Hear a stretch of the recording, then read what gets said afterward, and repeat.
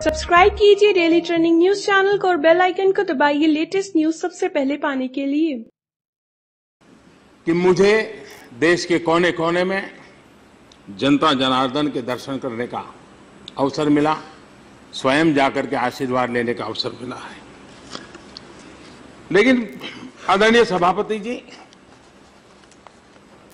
भारत का एक परिपक्व लोकतंत्र हो, दुनिया का सबसे बड़ा लोकतंत्र हो, चुनाव अपने आप में लोकतांत्रिक विश्व के लिए बहुत बड़ी अहमियत रखता है, उसके ग्लोबल वैल्यू होती है। उस समय अपनी सोच की मर्यादाओं के कारण, विचारों में पनपी हुई विकृति के कारण इतने बड़े जनादेश को हम ये कह दें कि आप तो चुनाव जीत गए, लेकिन देश चुनाव हार गया। मैं समझता हूं कि इससे बड़ा भारत के लोकतंत्र का अपमान नहीं हो सकता, इससे बड़ा जनता जनार्दन का अपमान नहीं हो सकता। यह एक सामान्य वाक्य नहीं है, एक गंभीर रूप से देश के लोगों को सोचने के लिए मजबूर करने वाली बात है। और जब यह बात कही जाती है कि लोकतंत्र हार गया, देश हार गया, तो मैं जरूर पूछना चाहूंगा, क्या वायनाड में हिंदुस्तान हार गया? क्या रायबरेली में हिंदुस्तान हार गया? क्या बहरामपुर में, तिरुवनंतपुर में हिंदुस्तान हार गया?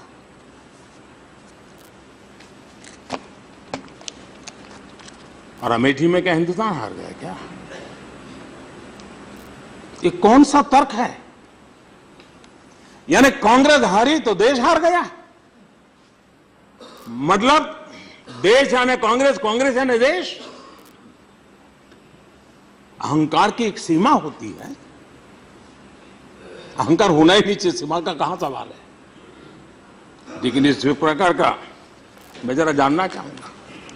17 राज्य, 55-60 साल तक देश में सरकार चलाने वाला दल 17 राज्यों में एक सीट नहीं जीत पाया। क्या हम आसानी से कह देंगे देश हार गया? मैं समझता हूं कि इस प्रकार की भाषा बोल करके हमने मतदाताओं के विवेक पर ठेस पहुंचाई है। देश के मतदाताओं को हमने कटघरे में खड़ा कर दिया। हमारी आलोचना मैं समझ सकता हूं और लोकतंत्र में वो स्वीकार्य भी है। इतना ही नहीं, आलोचना सम्मानित है, लेकिन देश के मतदाताओं का इस प्रकार का अपमान बहुत पीड़ा देता है। और तब जाकर के हो सकता है मेरी वाणी में कोई आक्रोश भरे शब्द भी हो, लेकिन वो मेरे दल के लिए नहीं है, इस देश के परिपक्व लोकतंत्र के लिए है, भारत के संविधान निर्माताओं की समझदारी के लिए। इसलिए वो ऑल इंडिया जहां कैबिनेट के निर्णय को पत्रकार परिषद में फाड़ दिया जाए, वो ऑल इंडिया चाहिए। हमें वो ऑल इंडिया चाहिए कि सैर सपाटे के लिए पूरी नौसेना काम में मदद में आ जाए, ऐसा है ऑल इंडिया चाहिए हमें। हमें वो ऑल इंडिया चाहिए कि जो जल थल नभ घोटाले ही घोटाले की खबरों से देश परेशान रहे, क्या ऐसा कहे? हमें वो ऑल इंडिया चाहिए जो टुकड़े टुकड़े गैंग को समर्थन करने के लिए पहुंच जाए, ऐसे ऑल इंडिया की जरूरत है क्या? रेल रिजर्वेशन के लिए घंटों तक खड़ा रहना पड़े, जब तक बिचौलिया ना आए रेल रिजर्वेशन न बोले, क्या ऐसा ऑल इंडिया चाहिए हमें? क्या हमें ऐसा ऑल इंडिया चाहिए कि गैस कनेक्शन के लिए एमपी के घर के कतार लेकर के खड़ा रहना पड़े, एमपी 25 कूपन को लेकर के मारा घूमता रहे? क्या ऐसा ऑल इंडिया हमको चाहिए? हमें कैसा ऑल इंडिया चाहिए? पासपोर्ट के लिए महीनों तक इंतजार करना पड़े, क्या वो ऑल इंडिया हमको चाहिए? क्या हमें वो इंडिया चाहिए जिसमें इंस्पेक्टर राज हो? हमें वो ऑल इंडिया चाहिए जिसके अंदर इंटरव्यू चलते रहे, प्यून का भी इंटरव्यू, ड्राइवर का भी इंटरव्यू, चौकीदार का भी इंटरव्यू, और फिर इंटरव्यू के नाम पर करप्शन? क्या वो ऑल इंडिया चाहिए? मैं हैरान हूं जी। हम देश की जनता हिंदुस्तान को पुराने दौर में ले जाने के लिए कतई तैयार है। देश की जनता अपने सपनों के अनुरूप नए भारत की प्रतीक्षा कर रहा है और हम सब ने सामूहिक प्रयत्न से सामान्य मानवीय के उन सपनों को पूरा करने के लिए हमने प्रयास करना चाहिए और मुझे विश्वास है कि वो प्रयास हम कर सकते हैं, हम ला सकते हैं। हमने कोशिश की है। पहले या तो दिया जलाओ, रिबन काटो या नीति घोषित करो, उसी को सरकार का काम माना जाता। लास्ट माइल डिलीवरी ये जैसे हमारी जिम्मेवारी नहीं थी, यह रहा। उस पूरे कल्चर को हमने बदला है। हमने नीति भी बदली, हमने रणनीति बदली, हमने वृत्ति और प्रवृत्ति को भी बदला है और उसका परिणाम है अब यहां कहा जाता है हमने किया, लेकिन गरीबों के लिए घर पहले भी बनते थे। क्या यूपीए के समय नहीं बनते थे? बनते थे, हमने भी बनाए। आप कहेंगे क्या नया किया? नया ये किया कि आप 5 साल में 25 लाख बनाते थे, हम 5 साल में 1.5 करोड़ बना रहे। ये बदलाव हुआ और इसलिए मैं समझता हूं हमने जो एक नए सिरे से वातावरण बनाने की कोशिश की है, सरकारीकरण से बाहर निकल करके हमने सरलीकरण को बल दिया है और यही है। हमने देखा है आजादी के इतने सालों के बाद आजाद भारत का जो सपना था, उन सपनों को रुकावटें क्या बनी? अभाव, प्रभाव और दबाव। सरकार ने ऐसी व्यवस्थाएं की, या तो कुछ लोगों को अभाव में जीना पड़ा, कुछ लोग प्रभाव के कारण हड़प करते गए और कुछ लोग दबाव के कारण कुछ रास्ते पर जाने के लिए मजबूर हो गए। देश का स्वस्थ विकास के लिए अभाव की चिंता सरकार जरूर करे, लेकिन प्रभाव और दबाव के बीच देश के सामान्य मानवी को कुचलने न दिया जाए और इसलिए हमने उस रणनीति को अपनाया है और उस रणनीति को आगे ले जाने का हमारा प्रयास रहा है। हम सामान्य मानवी के सशक्तिकरण की ओर काम कर रहे हैं। 5 साल पहले करोड़ों घरों के पास बिजली नहीं थी, गैस के चूल्हे नहीं थे, शौचालय नहीं थे। ये छोटी छोटी चीजें, मैं हैरान हूं। कुछ लोगों को लगता है ये कुछ भारत सरकार का काम, उसको तो बहुत बड़ा बड़ा करना चाहिए, बिग रिफॉर्म, यही बातें होती थी। देश छोटी छोटी चीजों से बदलता है जी।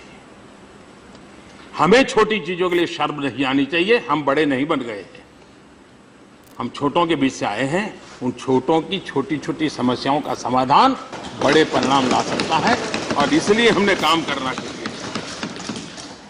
ये बात निश्चित है कि हमने 5 साल सामान्य मानवीय की आवश्यकताओं को पूर्ण करने की दिशा में सरकारी तंत्र को उस दिशा में ढालने का भरपूर प्रयास किया है। बहुत एक मात्रा में परिणाम में नजर आए, लेकिन अब देश का मिजाज ये 5 साल आवश्यकताओं से ज्यादा एस्पिरेशन की पूर्ति का है और मैं मानता हूं हम भाग्यवान हैं, चाहे हम राजनीतिक जीवन में हो, सार्वजनिक जीवन में हो, व्यापार उद्योग में हो, शिक्षा में हो, कहीं पर भी हो।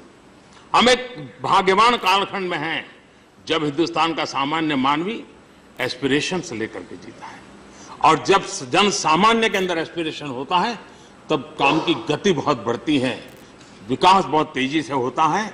ये सौभाग्य के पल आए हैं और इसलिए हम सबका दायित्व बनता है कि हम कोई भी निर्णय करें, जन सामान्य के जो एक्सेलरेशन ऑफ एस्पिरेशन है उसके अनुरूप हम अपने आप को एक्सेलरेट कर सकते हैं क्या?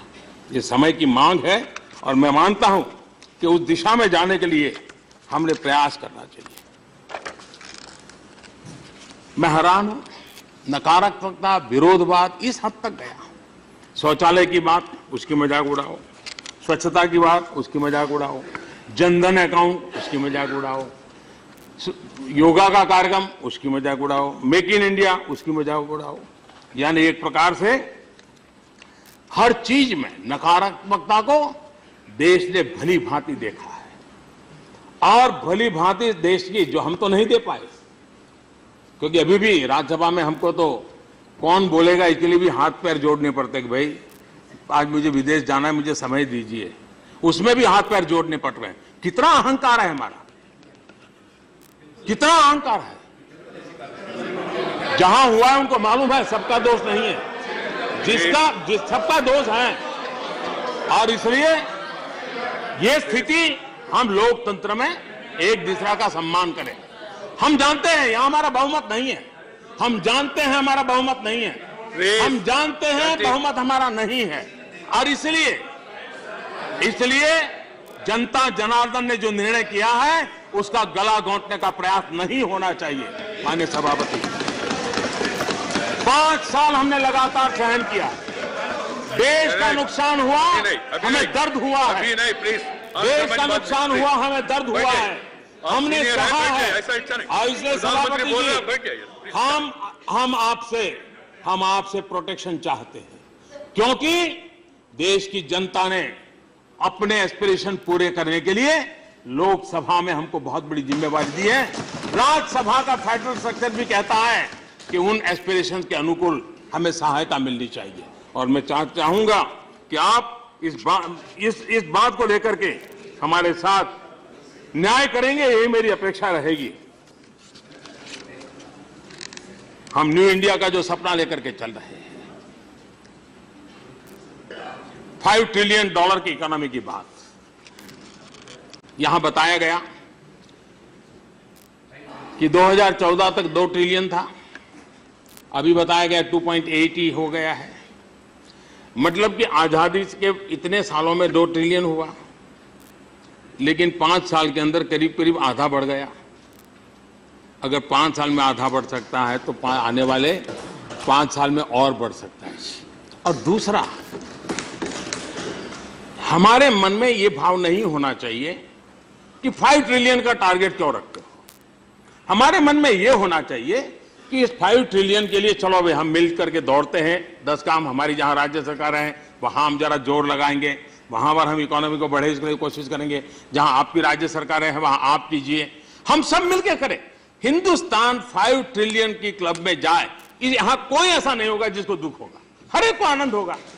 और इसलिए सकारात्मक विचारों को लाइए, हम स्वीकार करने के लिए तैयार हैं, हम सुनने के लिए तैयार हैं। क्योंकि हम वो लोग नहीं है कि जो ये मानते हैं कि बुद्धि बांटने आया तब मैं ही अकेला था। जी नहीं, हम तो आपसे भी सीखने के लिए तैयार हैं, क्योंकि देश चलाना है, देश का भला करना है जी। और इसलिए मैं चाहता हूं कि हम इन बातों को लेकर के एक नए भारत के लिए चलें। यहां पर